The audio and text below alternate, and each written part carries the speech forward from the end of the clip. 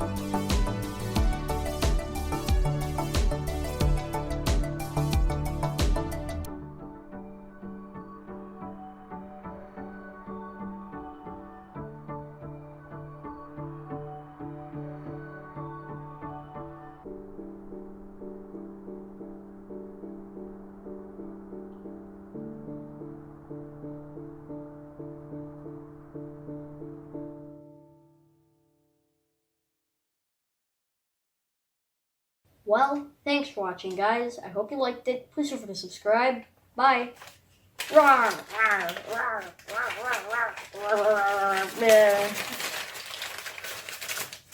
The big Bowser battle. Who's gonna win?